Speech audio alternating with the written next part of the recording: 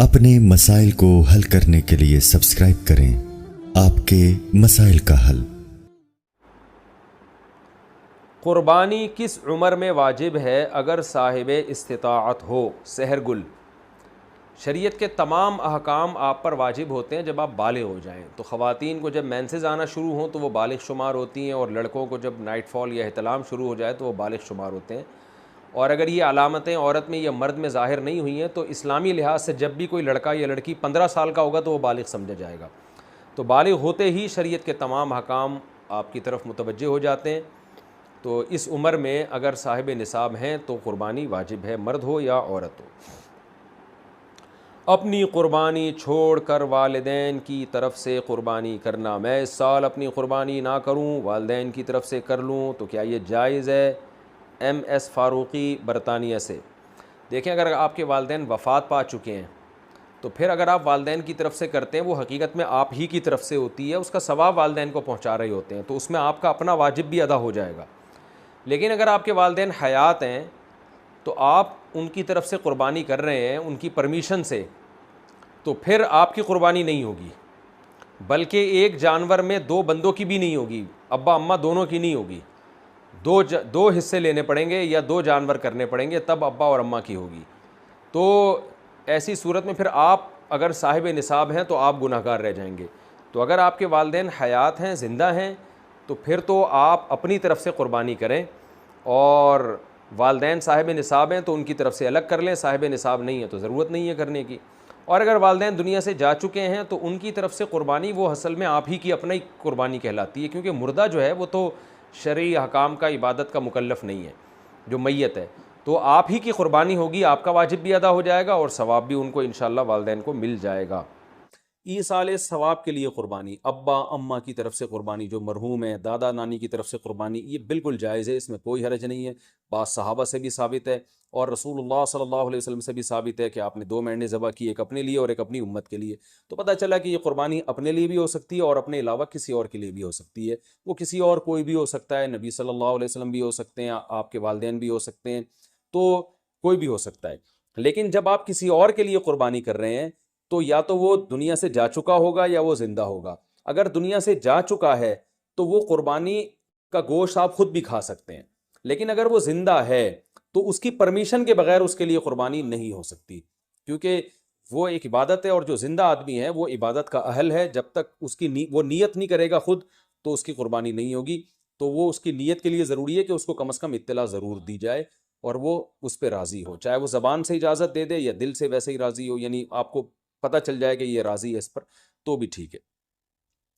अगर किसी ने वसीयत की थी कि मेरे मरने के बाद मेरे लिए क़ुरबानी करना, और माल छोड़ कर गया है वो क़ुरबानी का, तो फिर उसकी क़ुरबानी में से भी गोश्त खाना जायज़ नहीं है। वो क़ुरबानी भी आपको वो सारा गोश्त सदका करना पड़ेगा। अच्छा भाई, एक मसला ये भी है कि क़ुरबानी किसी ने नहीं की और बाद में ख्याल आया काश मैं क़ुरबानी कर लेता, तो याद रखें बक़र ईद के 3 दिन जब गुजर जाएंगे तो उसके बाद क़ुरबानी अब जायज़, यानी अब क़ुरबानी जायज़ नहीं होगी, क्योंकि वो 3 दिन गुजर गए, क़ुरबानी का टाइम ख़त्म हो गया। अब आपने अगर जानवर ज़बह किया तो उसका सारा गोश्त आप सदका कर दें, और बेहतर यही है कि जानवर की कीमत सदका करें आप, क्योंकि अब क़ुरबानी का टाइम चला गया। तो इसलिए बक़र ईद के 3 दिनों, फिर वो अगले साल बक़र ईद में भी नहीं हो सकती क़ज़ा उसकी। तो बस बक़र ईद के 3 दिन के अंदर अंदर तो जानवर ज़बह करना है। अगर आपने ज़बह नहीं किया और आप पर क़ुरबानी वाजिब थी, आपसे गलती हुई है, तो अब 3 दिनों के बाद आपने क्या करना है, उस जानवर का यानी उस जानवर की कीमत आप सदका कर दें। अब जो है वो क़ुरबानी का टाइम चला गया। और ये भी याद रखें, इस पर बहुत मजबूत दलाइल हैं कि क़ुरबानी के सिर्फ 3 दिन हैं। इस पर मैं क्लिप रिकॉर्ड करवा चुका हूँ, सहाबा ताबईन के आसार हैं, अहादीस हैं कि सिर्फ 3 दिन क़ुरबानी जायज़ है, चौथे दिन क़ुरबानी जायज़ नहीं है। बहुत सारी रिवायात हैं इस पर सहाबा कराम की, तकरीबन इजमा है इसके ऊपर कि चौथे दिन क़ुरबानी जायज़ नहीं है, और जो चौथे दिन वाली हदीस है वो बिल-इत्तिफ़ाक़ ज़ईफ़ है। तो इसलिए अपने अहम तरीन इबादत को आप ज़ाया ना करें। जो अल्लाह ने हमें 3 दिन बताए हैं उसी में क़ुरबानी करें, और वो इतने दिन हैं कि हमें चौथे दिन की तरफ जाने की ज़रूरत भी नहीं। लेकिन अगर कोई कर रहा है तो बहस मुबाहिसा ना करें, लड़ाई झगड़ा ये भी अच्छी चीज़ नहीं है। आप खुद एहतियात करें, सिर्फ 3 दिन, और जितने लेट करेंगे क़ुरबानी का सवाब कम होगा। पहले दिन सबसे ज़्यादा, दूसरे दिन उससे कम, तीसरे दिन उससे भी कम। اچھا بھائی، اور مسئلہ کیا ہے کہ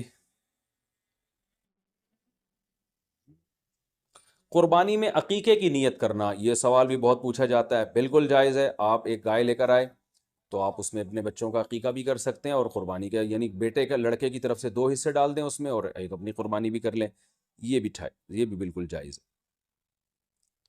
اچھا بھائی، اور